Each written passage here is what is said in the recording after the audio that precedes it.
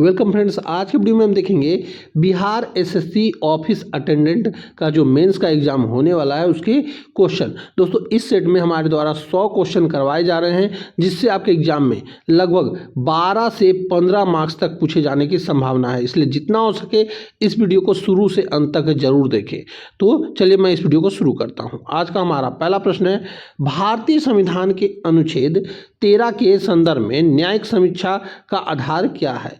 तो इसका आधार है दोस्तों संविधान की सर्वोच्चता और मौलिक अधिकारों की रक्षा करना। इससे रिलेटेड जो व्याख्या है दोस्तों वे आपके एग्जाम के लिए काफ़ी महत्वपूर्ण है। व्याख्या जो भी हमारे द्वारा बताया जाएगा वह एग्जाम में 100% पूछे जाने की संभावना के साथ बताया जा रहा है। इसलिए व्याख्या को हो सके तो आप खुद से वीडियो पॉज करके भी पढ़ सकते हैं। यहाँ पे आप देखेंगे कि अनुच्छेद 13 यह सुनिश्चित करता है कि कोई भी कानून जो मौलिक अधिकार का उल्लंघन करता है उसे शून्य घोषित किया जा सके। यह संविधान की सर्वोच्चता का आधार है।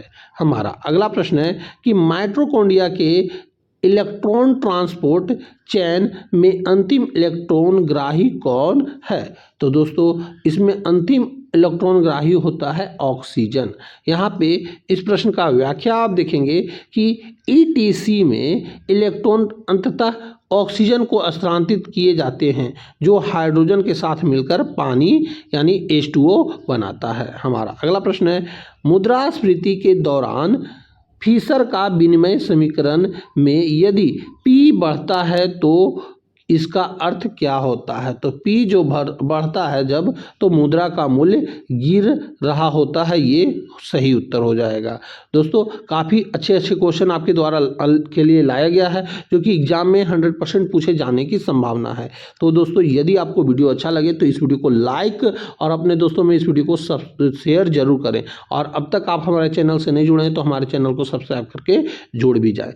व्याख्या में देखेंगे जब कीमतें P बढ़ती है तो उतनी ही मुद्रा से कम वस्तुएं खरीदी जा सकती है, यानी मुद्रा का आंतरिक मूल्य गिरता है। हमारा अगला प्रश्न है कि 1857 के विद्रोह के समय जगदीशपुर के किस जमींदार ने अंग्रेजों के खिलाफ मोर्चा खोला था? तो दोस्तों यह खोला गया था बाबू, कुंवर सिंह, अमर सिंह और हरि किशन, ये तीनों के द्वारा मोर्चा खोला गया था और नेतृत्व किए थे अमर सिंह। अमर सिंह के बाद इनके भाई आए थे जो कि कुंवर सिंह थे, और नहीं सॉरी कुंवर सिंह के बाद अमर सिंह आए थे, ये आपको याद रखना है। अमर सिंह कुंवर सिंह के भाई थे। हमारा इस प्रश्न का आप व्याख्या देखेंगे, कुंवर सिंह के परिवार के कई सदस्यों से मिलकर गुरिल्ला युद्ध में भाग लिया था जिसे अंग्रेजों ने विद्रोही परिवार की संज्ञा दी थी। हमारा अगला प्रश्न है कि प्रकाश का ध्रुवीकरण किस माध्यम से में संभव होता है? तो यह दोस्तों संभव होता अनुप्रस्थ तरंग में संभव होता है प्रकाश का ध्रुवीकरण। यहाँ पे व्याख्या में देखेंगे ध्रुवीकरण यह साबित करता है कि प्रकाश एक अनुप्रस्थ तरंग है। हमारा अगला प्रश्न है, संविधान सभा के गठन के समय कैबिनेट मिशन 1946 में सदस्यों को शामिल नहीं था। तो 1946 के कैबिनेट मिशन में कौन से सदस्य शामिल नहीं थे ये पूछा गया। तो यहाँ पे लॉरेंस शामिल थे, क्रिप्स शामिल थे और अलेक्जेंडर शामिल थे। इसको आप ट्रिक से याद कर सकते हैं, काल KAL, K से आप क्रिप्स करिएगा, A से अलेक्जेंडर करिएगा, L से लॉरेंस करिएगा, यानी सभी शामिल थे तीनों, ये नहीं शामिल थे लॉर्ड वेवेल, यानी ऑप्शन नंबर डी इस प्रश्न का सही उत्तर हो जाएगा। यहाँ पे आप व्याख्या में देखेंगे कि कैबिनेट मिशन में लॉर्ड पेंथिकन, लॉरेंस, सर स्टोफेस क्रिप्स और AB अलेक्जेंडर थे। लॉर्ड वेवेल उस समय वायसराय नहीं थे। हमारा अगला प्रश्न है कि भारत में लेटेराइट मिट्टी का विस्तार मुख्य रूप से कहाँ है? तो दोस्तों इसका विस्तार है पश्चिमी घाट और उड़ीसा के तटीय क्षेत्र में। हमारा इस प्रश्न का व्याख्या आप देखेंगे कि उच्च वर्षा और तापमान के कारण सिलिका के निक्षालन से यह मिट्टी बनती है जो कॉफ़ी और काजू के लिए उपयुक्त है। हमारा अगला प्रश्न है कि कोशिका के राइबोसोम का निर्माण कहाँ होता है? तो इसका निर्माण होता है दोस्तों केंद्रिका में। इस प्रश्न का आप व्याख्या देखेंगे कि राइबोसोम यानी RNA का संश्लेषण केंद्रिका में होता है। हमारा अगला प्रश्न है, सोन नदी का उद्गम और उसका गंगा में संगम स्थल का सही युग्म कौन सा है ये आपको बताना है। तो सोन नदी का उद्गम जो होता है दोस्तों यह अमरकंटक पहाड़ में होता है और ये गंगा से मन्नेर में मिलता है, ये भी आपको याद रखना है। ये काफ़ी महत्वपूर्ण था क्वेश्चन और ये एग्जाम में पूछा भी जा सकता है। सोन नदी जो है अमरकंटक से निकलकर मन्नेर पटना में गंगा से मिलती है। हमारा अगला प्रश्न है अनुच्छेद 123 राष्ट्रपति का अध्यादेश और अनुच्छेद 213 राज्यपाल का अध्यादेश में क्या अंतर है। तो दोस्तों दोनों में यह अंतर है कि राष्ट्रपति का अध्यादेश संघीय सूची पर है और राज्यपाल का राज्य सूची में समवर्ती सूची में है, ये अंतर है। दोस्तों ये काफ़ी इंपॉर्टेंट क्वेश्चन था क्योंकि अनुच्छेद 123 के तहत राष्ट्रपति अध्यादेश जारी करता है और राज्यपाल 213 के तहत, और ये अंतर था कि राष्ट्रपति संघीय सूची में और राज्यपाल सूची राज्य सूची और समवर्ती सूची में शामिल होता है। हमारा अगला प्रश्न है कि किसी विद्युत चालक का प्रतिरोध R किन कारकों पर निर्भर करता है। तो दोस्तों यह निर्भर करता है लंबाई, अनुप्रस्थ काट का क्षेत्रफल और पदार्थ की प्रकृति पर। हमारा इस प्रश्न का आप व्याख्या देखेंगे R बराबर जो L/A होता है, एरिया होता है, जहाँ P जो है विशिष्ट प्रतिरोध है। हमारा अगला प्रश्न है, सूत्र आप याद रखेंगे क्योंकि सूत्र पे क्वेश्चन बनते हैं। हमारा अगला प्रश्न है बिहार में किसान सभा का विस्तार 1930 के दशक में किस क्षेत्र में सबसे अधिक था। तो दोस्तों यह सबसे अधिक था उत्तर बिहार, सारण और चंपारण में। हमारा इस प्रश्न का आप व्याख्या देखेंगे कि स्वामी सदानंद सरस्वती के नेतृत्व में उत्तर बिहार में किसानों का आंदोलन सबसे तीव्र था। हमारा अगला प्रश्न है राजकोषीय घाटा को कम करने का सबसे प्रभावी उपाय क्या है। तो दोस्तों सबसे प्रभावी उपाय यह है कि कर यानी GDP अनुपात बढ़ाना और व्यय को तर्कसंगत बनाना, ये सही उपाय है। हमारा अगला प्रश्न है कि गोल्जी काय का मुख्य कार्य क्या है। तो गोल्जी काय का मुख्य कार्य है दोस्तों पदार्थों की पैकेजिंग और परिवहन करना। ये काफ़ी बार क्वेश्चन पूछा गया दोस्तों, इसलिए इसे वेरी इंपॉर्टेंट क्वेश्चन मान लेंगे। यहाँ पे हमारा अगला प्रश्न है मौर्यकालीन प्रशासन में समर्थः का क्या कार्य था। तो दोस्तों इसका कार्य था राजस्व संग्रह का मुख्य अधिकारी बनना। हमारा अगला प्रश्न है कि ओजोन परत का मापन किस इकाई में किया जाता है। तो दोस्तों यह किया जाता है डॉप्सन में। हमारा अगला प्रश्न है कि ग्राम पंचायत के चुनाव में उम्मीदवार की जमानत राशि कब जब्त होती है। तो दोस्तों यह होती है यदि उसे कुल वैध मतों का 1/6 भाग प्राप्त ना हो तो उसकी राशि जब्त हो जाती है। हमारा अगला प्रश्न है कि बिहार में लिथियम के भंडार जमुई के अलावा किस क्षेत्र में मिलने की संभावना जताई गई है। तो दोस्तों यह जताया गया है गया में। इस प्रश्न का आप व्याख्या देखेंगे कि गया और जमुई दोनों ही क्षेत्रों में खनिज सर्वोच्च में संभावना दिखी है। हमारा अगला प्रश्न है एक अवतल दर्पण के सामने वस्तु को वक्रता केंद्र पर रखने पर प्रतिबिंब कहाँ बनेगा। तो दोस्तों इसका प्रतिबिंब बनेगा वक्रता केंद्र पर ही। वक्रता केंद्र पे कोई भी वस्तु रखा जाए तो वक्रता केंद्र पर ही बनता है, चाहे उत्तल दर्पण हो या अवतल दर्पण हो, किसी में भी। यहाँ पे व्याख्या में आप देखेंगे समान आकार का और वास्तविक उल्टा प्रतिबिंब सी पर ही बनेगा। हमारा अगला प्रश्न है कि दयानंद सरस्वती की सत्यार्थ प्रकाश पुस्तक किस भाषा में लिखी गई थी। तो दोस्तों यह लिखा गया था हिंदी भाषा में।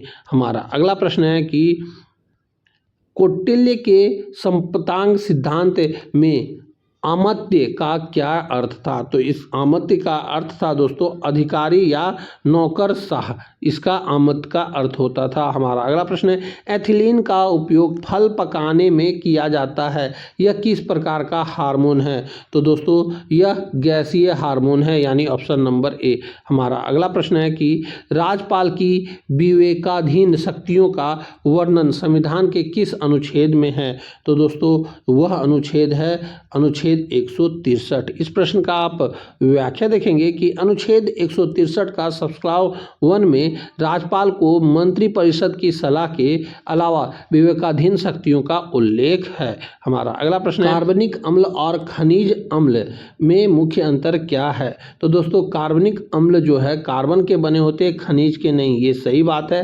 कार्बनिक अम्ल दुर्बल होते हैं, खनिज अम्ल प्रबल होते हैं, दोनों ही बातें सही है, यानी ए और बी दोनों ही सही है। है। हमारा अगला प्रश्न है कि भारत की कुल क्षेत्रफल में बिहार का हिस्सा कितना है? तो दोस्तों बिहार का जो हिस्सा है यह है 2.86%। हमारा अगला प्रश्न है कि हाल ही में कृषि क्षेत्र में नैनो यूरिया के उपयोग से संबंधित कौन सा कथन तकनीकी रूप से सही है? तो यहाँ सही कथन के बारे में बोला गया है। तो यह पौधों की पत्तियों द्वारा सीधे अवशोषित किया जाता है जिससे मृदा प्रदूषण कम होता है, ये सही बात है।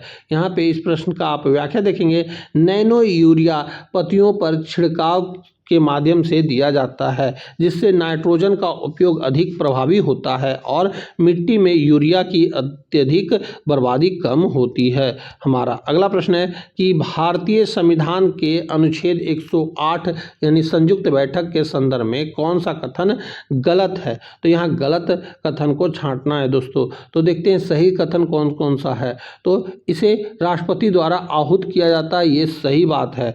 इसकी अध्यक्षता लोकसभा अध्यक्ष करता है, ये भी सही बात है। यदि लोकसभा और राज्यसभा में गतिरोध हो तो यह बुलाई जाती है, ये भी सही बात है। यह संविधान संशोधन विधेयक पर लागू होता है, ये गलत बात है। ये संविधान संशोधन विधेयक पर लागू नहीं होता है। यहाँ पे व्याख्या में आप देखेंगे कि संविधान संशोधन विधेयक 368 और धन विधेयक के मामले में संयुक्त बैठक नहीं बुलाई जा सकती, ये आपको याद रखना है।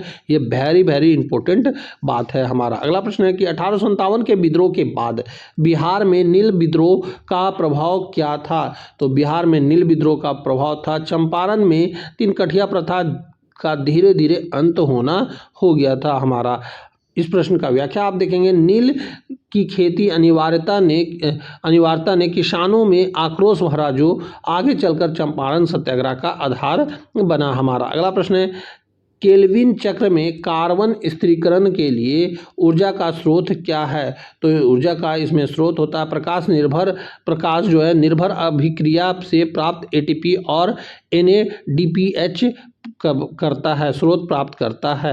हमारा इस प्रश्न का आप व्याख्या देखेंगे, प्रकाश निर्भर अभिक्रिया में ऊर्जा बनाती है, उसी का उपयोग केल्विन चक्र में कार्बन डाइऑक्साइड और शर्करा में बदलने के लिए होता है। हमारा अगला प्रश्न है, भारत की GDP में विनिर्माण क्षेत्र का योगदान स्थिर क्यों बना हुआ है? तो दोस्तों इसलिए यह बना हुआ है क्योंकि बुनियादी ढांचे की कमी और उच्च रसद लागत है।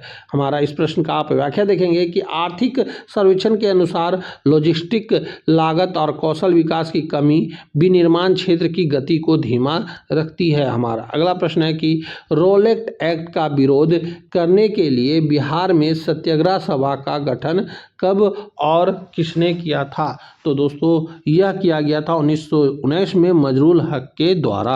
हमारा इस प्रश्न का आप व्याख्या देखेंगे कि 1919 में रोलेट एक्ट के विरोध में मजरूल हक ने बिहार में सत्याग्रह सभा की स्थापना की थी। हमारा अगला प्रश्न है, सेंट्रल डोग्मा के अनुसार यदि DNA में म्यूटेशन होता है तो सबसे पहले किस पर प्रभाव पड़ेगा?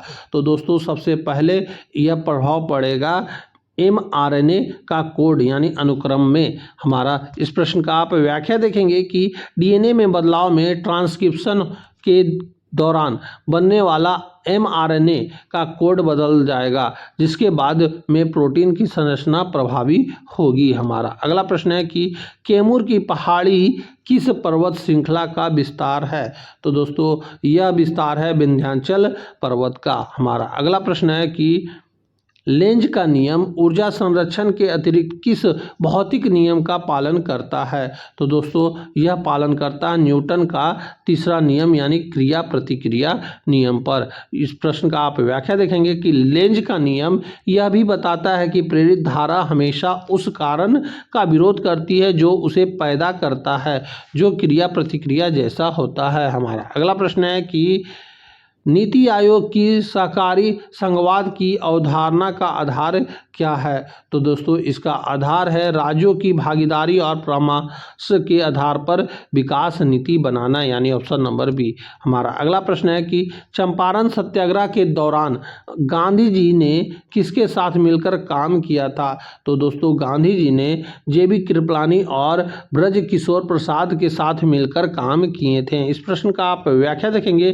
कि बिहार में स्थानीय नेताओं जैसे ब्रज किशोर प्रसाद, राजेंद्र प्रसाद और जेबी कृपलानी ने गांधी जी के साथ जमीनी स्तर पर काम किया था। हमारा अगला प्रश्न है कि ग्लोबल जेंडर गैप इंडेक्स में भारत की स्थिति में सुधार के लिए सबसे महत्वपूर्ण कारण क्या हो सकता है? तो दोस्तों सबसे महत्वपूर्ण कारण हो सकता है महिलाओं का अधिक श्रम बल भागीदारी देना। हमारा अगला प्रश्न है कि गैसों के विसरण के नियम यानी ग्राहम का नियम के अनुसार क्या होगा? तो दोस्तों यह होगा कि गैसों की दर उसके अनुभार के वर्गमूल के व्युत्क्रमानुपाती होगा। इस प्रश्न का आप व्याख्या देखेंगे कि आर समानुपाती 1/√m, जहां m अनुभार है, ये आपको याद रखना, ये फार्मूला बेस्ड है क्वेश्चन। हमारा अगला प्रश्न है कि भारतीय संविधान का अनुच्छेद 51A मूल कर्तव्य मूल संविधान का हिस्सा क्यों नहीं था? तो दोस्तों यह इसलिए नहीं था क्योंकि इन्हें स्वर्ण सिंह समिति की सिफारिश पर 42वें संविधान संशोधन में जोड़ा गया।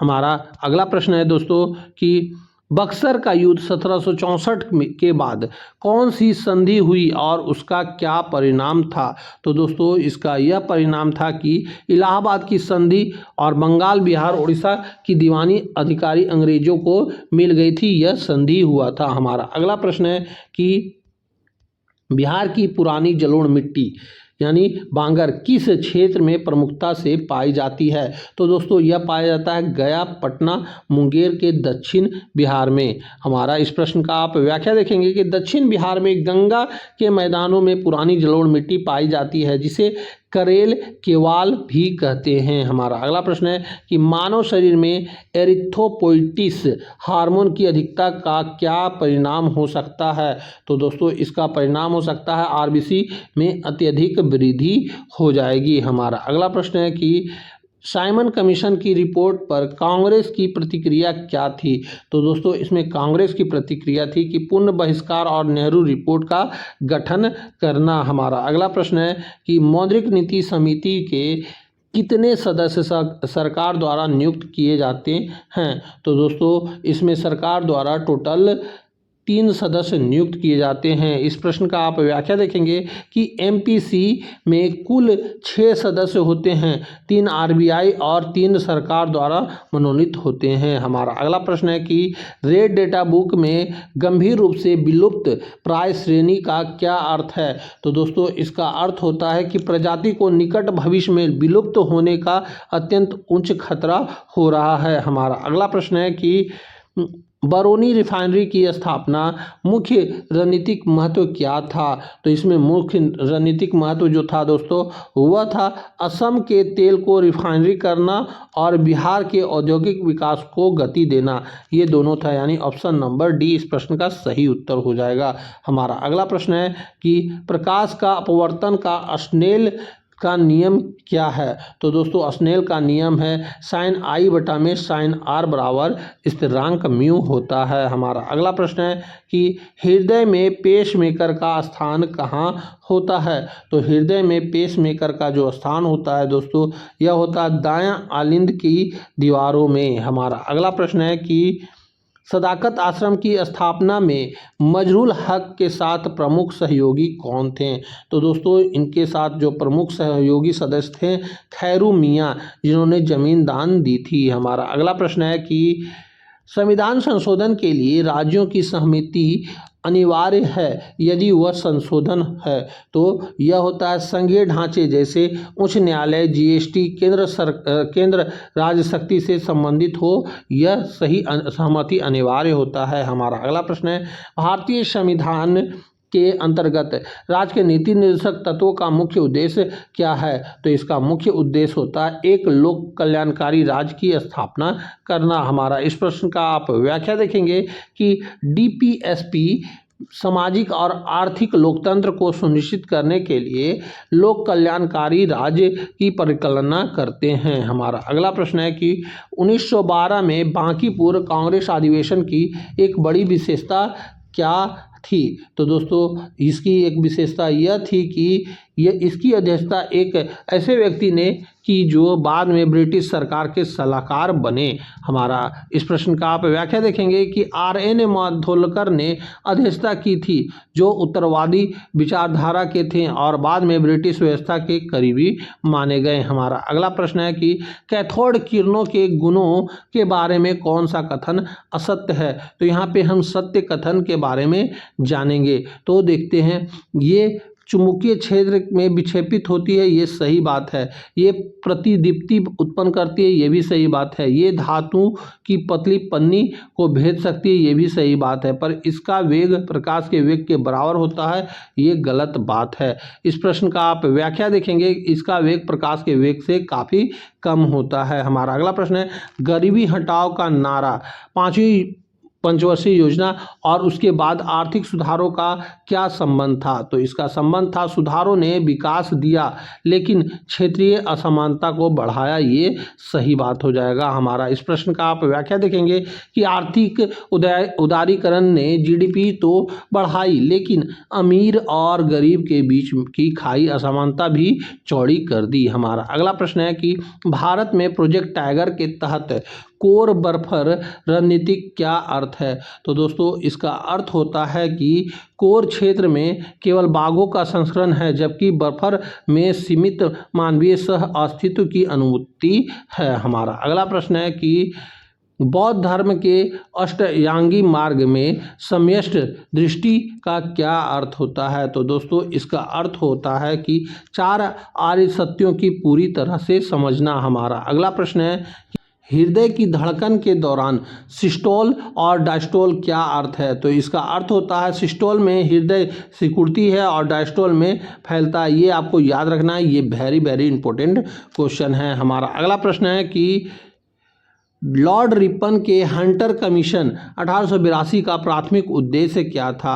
तो इसका उद्देश्य था प्राथमिक शिक्षा में सुधार और विस्तार करना। हमारा अगला प्रश्न है कि कैमूर के पठारी क्षेत्र में लाल मिट्टी के कुछ अंश भी मिलते हैं, इसका कारण क्या है। तो दोस्तों इसका कारण है कि लौह के ऑक्साइड की अधिकता है, यानी कि Fe2O3 का अधिकता है। हमारा अगला प्रश्न है कि बैरोमीटर की रीडिंग में अचानक गिरावट किस मौसम की भविष्यवाणी करती है। तो दोस्तों यह चक्रवाती तूफान की भविष्यवाणी करती है। हमारा अगला प्रश्न है कि भारतीय राष्ट्रीय कांग्रेस की स्थापना के समय डफरिन ने इसके बारे में क्या टिप्पणी की थी। तो डफरिन ने इसके बारे में टिप्पणी की थी कि यह सूक्ष्मदर्शी अल्पसंख्यकों की संस्था है। हमारा अगला प्रश्न है कि मिश्र धातु बनाने का मुख्य उद्देश्य क्या होता है। तो मिश्र धातु बनाने का मुख्य उद्देश्य होता है संक्षारण और प्रतिरोध और मजबूती बढ़ाना। हमारा अगला प्रश्न है कि बिहार की लोकसभा सीटों का परिसीमन किस आधार पर किया गया है। तो दोस्तों यह किया गया है 1971 के आधार पर। इस प्रश्न का आप थोड़ा व्याख्या देखेंगे कि पूरे भारत में लोकसभा सीटों का परिणाम 1971 की जनगणना पर आधारित है। हमारा अगला प्रश्न है कि नीली क्रांति के अंतर्गत अंतर्देशीय मत्स्य पालन का मुख्य क्षेत्र कौन सा है। तो दोस्तों यह था नदियां, तालाब और झीलें। हमारा अगला प्रश्न है कि मौलिक अधिकार भाग 3 के निलंबन के संबंध में कौन सा कथन सही है। तो कौन सा कथन सही है ये पूछा गया है। तो राष्ट्रपति जो है राष्ट्रीय आपातकाल के दौरान इनका निलंबन कर सकते हैं, लेकिन अनुच्छेद 20 और 21 को निलंबित नहीं होते हैं। हमारा अगला प्रश्न है कि सौर ऊर्जा का मुख्य स्रोत नाभिकीय संलयन क्यों है। क्योंकि ऐसा इसलिए होता है क्योंकि उच्च दाब पर हाइड्रोजन के नाभिक मिलकर भारी तत्व हीलियम बनाते हैं, जिससे भारी ऊर्जा निकलती है। हमारा अगला प्रश्न है कि पाल वंश के धर्मपाल को उत्तरापद स्वामी की उपाधि किसने दी थी। तो इसको स्वामी की उपाधि दिया गया था, गुजराती कवि सोढल ने यह उपाधि दिया था। हमारा अगला प्रश्न है कि मानव शरीर में प्लेटलेट्स का मुख्य कार्य क्या है। तो इसका मुख्य कार्य है रक्त का थक्का जमना नहीं देना। हमारा अगला प्रश्न है कि मुद्रास्फीति में स्टैगफ्लेशन का क्या अर्थ होता है? तो यहाँ स्टैगफ्लेशन का अर्थ पूछा गया है। तो उच्च महंगाई के साथ आर्थिक मंदी और उच्च बेरोजगारी इसका अर्थ होता है। हमारा अगला प्रश्न है कि सोन नदी का बेसिन बिहार के किन जिलों से होकर गुजरता है? तो सोन नदी का बेसिन रोहतास, भोजपुर, औरंगाबाद और पटना से होकर गुजरता है। हमारा अगला प्रश्न है कि साइमन कमीशन का बहिष्कार करने के पीछे भारतीयों का मुख्य तर्क क्या था? तो इसका मुख्य तर्क था भारत में भाग का फैसला बिना भारतीयों की भागीदारी के नहीं किया जा सकता है, आत्मनिर्णय का अधिकार है। तो ये सही बात है। हमारा अगला प्रश्न है कि प्रकाश वर्ष का उपयोग किन दूरियों को मापने के लिए किया जाता है? तो दोस्तों यह ब्रह्मांडीय दूरी जैसे तारों और आकाशगंगाओं गंगाओं के बीच की दूरी को मापने के लिए किया जाता है। हमारा अगला प्रश्न है कि विटामिन सी की कमी से कौन होने वाला रोग स्कर्वी शरीर के किस भाग को मुख्य रूप से प्रभावित करता है? तो दोस्तों यह मुख्य रूप से हड्डियों और मसूड़ों को यानी कोलेजन निर्माण को रोकने के कारण प्रभावित करता है। हमारा अगला प्रश्न है राज्यसभा के उपसभापति का चुनाव कौन करता है? तो दोस्तों यह किया जाता है केवल राज्यसभा के सदस्य के द्वारा। हमारा अगला प्रश्न है कि शेरशाह सूरी के प्रशासनिक सुधारों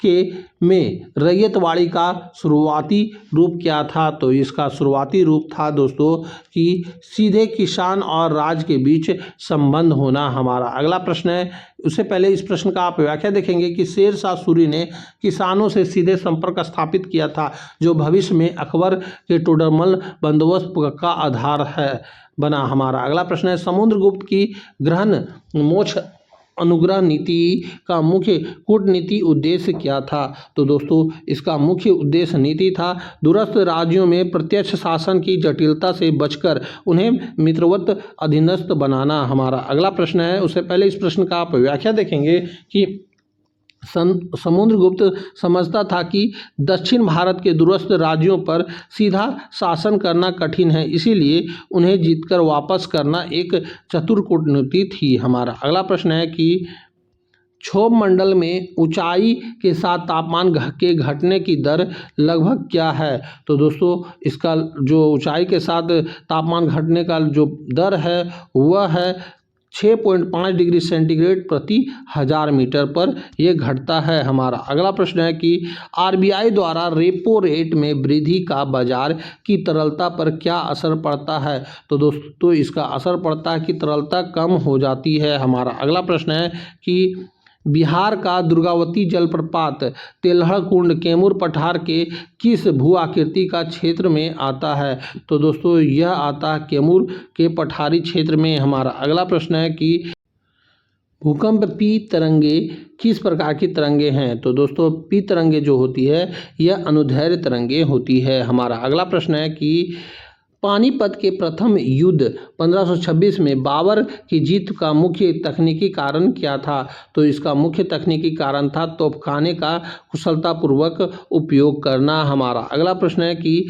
दयानंद सरस्वती की विचारधारा और आर्य समाज का सामाजिक प्रभाव क्या था? तो दोस्तों इसका सामाजिक प्रभाव जो था यह था मूर्ति पूजा और अंधविश्वासों का तकनीकी खंडन और नारी शिक्षा पर जोर देना। हमारा अगला प्रश्न है कि 310 केल्विन का तापमान सेल्सियस 0 डिग्री में मान क्या होगा? तो दोस्तों 310 केल्विन का तापमान जो है सेल्सियस 0 डिग्री पर जो मान होगा वह होगा दोस्तों 37 डिग्री सेंटीग्रेड। हमारा अगला प्रश्न है कि सांची स्तूप के तोरण द्वार पर किस काल की कला का प्रभाव दिखता है? तो दोस्तों यह दिखता है शुंगकालीन जातक कथाएं का। हमारा अगला प्रश्न है कि नीति आयोग की गवर्निंग काउंसिल की भूमिका क्या है? तो दोस्तों इसकी भूमिका है यह राज्यों को उनके एजेंडे के लिए नीतिगत दिशा निर्देश देती है। हमारा अगला प्रश्न है कि कोसी नदी का शोक कहलाने का सबसे सटीक भौगोलिक कारण क्या है? तो दोस्तों इसका सटीक भौगोलिक कारण है कि इसका जल ग्रहण क्षेत्र हिमालय की कमजोर चट्टानों में स्थित है। हमारा अगला प्रश्न है कि सत्यमेव जयते का अर्थ है कि सत्य की जीत होती है। यह किस उपनिषद के संदर्भ में का सार है? तो दोस्तों यह सार है मुंडक का। हमारा अगला प्रश्न है कि आवर्त सारणी में लिथियम की सक्रियता का कारण क्या है? तो दोस्तों इसका कारण है इसके अंतिम कोष में केवल एक इलेक्ट्रॉन होना चाहिए। हमारा अगला प्रश्न है कि जीएसटी काउंसलिंग के निर्माण जैसे दर तय करना का आधार क्या है? तो इसका आधार है दोस्तों 75% जो है बहुमत केंद्र का 1/3 और राज्य का 2/3 होता है। हमारा अगला प्रश्न है कि प्रकाश संश्लेषण की प्रकाश अभिक्रिया का मुख्य उत्पाद क्या है? तो इसका मुख्य उत्पाद है एटीपी, NADPH और O2 का निर्माण करना। हमारा अगला प्रश्न है कि मौर्यकालीन अग्रनोई अधिकारी का कार्य मेगास्थनीज के इंडिका के अनुसार क्या था? तो इसका जो अधिकार था वह था दोस्तों सिंचाई की देखरेख और नहरों का निरीक्षण करना। हमारा अगला प्रश्न है कि इंसुलिन के रिसेप्टर का कोशिकाओं पर क्या प्रभाव पड़ता है? तो इसका प्रभाव पड़ता है ये रक्त शर्करा को कोशिका के भीतर ले जाने के लिए चैनल खोलते हैं। हमारा अगला प्रश्न है कि सिक्किम का विलय 1975 किस प्रक्रिया से हुआ था? तो दोस्तों यह हुआ था 36वां संविधान संशोधन जनमत संग्रह के द्वारा किया गया था। हमारा अगला प्रश्न है कि शुष्क वन का अनुसंधान संस्था का मुख्य शोध फोकस क्या है? तो दोस्तों इसका मुख्य फोकस जो है वह है मरुस्थली को रोकना। हमारा अगला प्रश्न है कि संविधान